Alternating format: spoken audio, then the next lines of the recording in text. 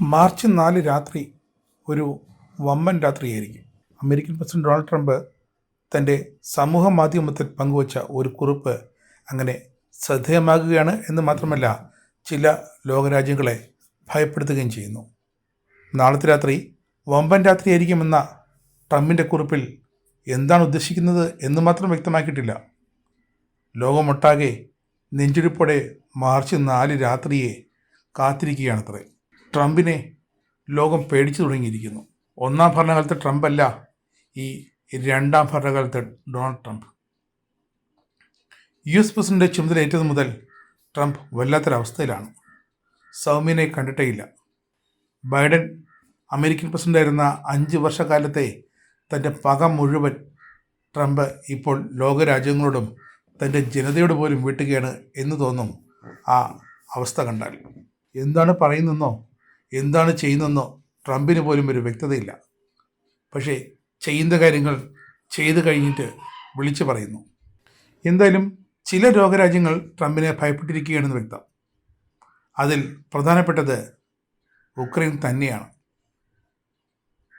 അവിശ്വസനീയമായ രീതിയിലാണ് ട്രംപ് തൻ്റെ നിലപാട് കഴിഞ്ഞ ആഴ്ച മാറ്റിയത് റഷ്യയ്ക്കൊപ്പം.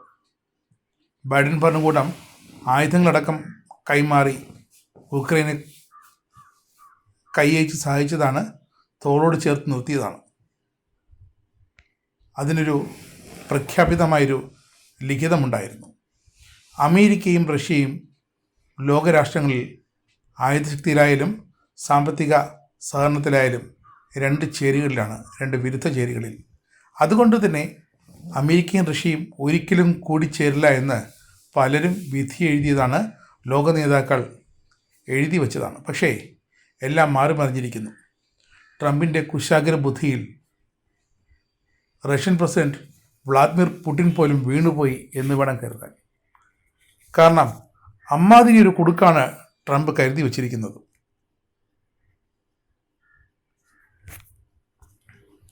എന്തായാലും പുടിനെ പോലും നടുക്കിക്കൊണ്ടാണ് ഉക്രൈനെതിരെ റഷ്യയ്ക്ക് പിന്തുണ പ്രഖ്യാപിച്ച് ട്രംപ് മുന്നോട്ട് വന്നത്. ഇപ്പോഴെന്താണ്?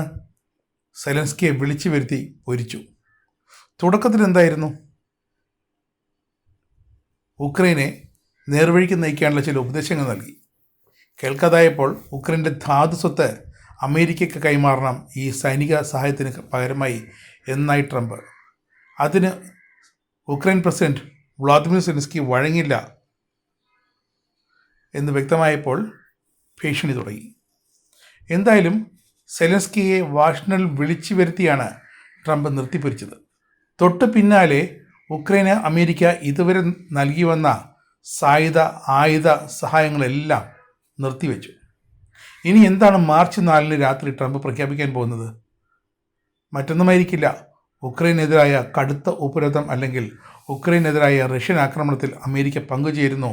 അത് പക്ഷേ അതിന് പിന്നിലൊരു വളരെ രൂക്ഷമായൊരു അവസ്ഥയുണ്ട്.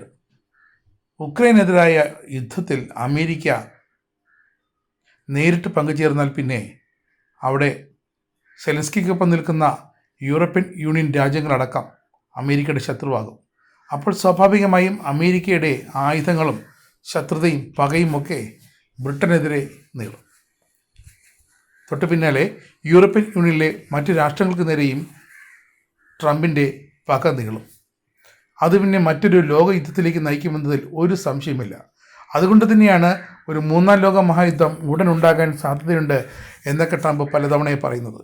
ട്രംപ് അധികാരമേറ്റ ഉടനെ ചെയ്തത് കാനഡയ്ക്കുള്ള കടുത്ത ഉപരോധങ്ങളായിരുന്നു. തന്നെ ഒരു പാഠം പഠിപ്പിക്കുമെന്ന് കനഡിയൻ പ്രധാനമന്ത്രി ജസ്റ്റിൻ ട്രൂഡോയോട് ട്രംപ് മുഖത്ത് നോക്കി പറഞ്ഞു. അടുത്ത ദിവസം ട്രൂഡോ പ്രധാനമന്ത്രി പദത്തിൽ നിന്നും പുറത്തായി. അത് പല ലോകരാഷ്ട്രങ്ങൾക്കും വ്യക്തമായി മനസ്സിലായതാണ്. ഇതിന് പിന്നാലെയാണ് അമേരിക്കൻ ഭരണകൂടം ഏലിയൻസ് എന്ന് വിളിക്കുന്ന അനധികൃത കുടിയേറ്റക്കാരെ തുടച്ചു നീക്കാനും നാമാവശേഷമാക്കാനും ട്രംപ് ഭരണകൂടം തുനിഞ്ഞിറങ്ങിയത്. ഇന്ത്യക്കാരാണെന്നോ പാകിസ്ഥാൻകാരാണെന്നോ ചൈനക്കാരാണെന്നോ ഉള്ളൊരു നോട്ടമില്ലാതെ അവരെ അവരുടെ സ്വന്തം രാജ്യത്തേക്ക് കൈകാൽ വിലങ്ങിട്ട് എത്തിക്കുകയായിരുന്നു ട്രംപിൻ്റെ ലക്ഷ്യം. അത് നടക്കുകയും ചെയ്തു. ഇതൊക്കെ കണ്ട് ഇന്ത്യ ഭയക്കുമെന്ന് കരുതണ്ട. കാരണം ട്രംപിന് ഇന്ത്യയെ നന്നായി അറിയാം, ഇന്ത്യക്ക് ട്രംപിനെ നന്നായി അറിയാം. നരേന്ദ്രമോദി സർക്കാരിൻ്റെ മൂന്നാം ടൈമാണ്. അതുകൊണ്ട് തന്നെ ട്രംപ് പറഞ്ഞുകൊണ്ട് തന്നെ വ്യക്തമായി അറിയാം, ഒരു രാജ്യത്ത് ഒരു സർക്കാർ 2 ടൈമിൽ കൂടുതൽ ഇരുന്നാൽ അതൊരു സുസ്ഥിര ഭരണമാണെന്ന്. അതുകൊണ്ട് തന്നെ ഇന്ത്യയോട് കളിക്കാൻ തൽക്കാലം ട്രംപ് മുതിരില്ല. ഇന്ത്യയും വയ്യാവേലി ഉണ്ടാക്കിയെടുക്കാൻ തയ്യാറല്ല എന്ന് വ്യക്തം. എന്തായാലും ഉക്രൈൻ റഷ്യ യുദ്ധത്തിൽ ഇന്ത്യക്ക് വ്യക്തമായ നിലപാടുണ്ടായിരുന്നു.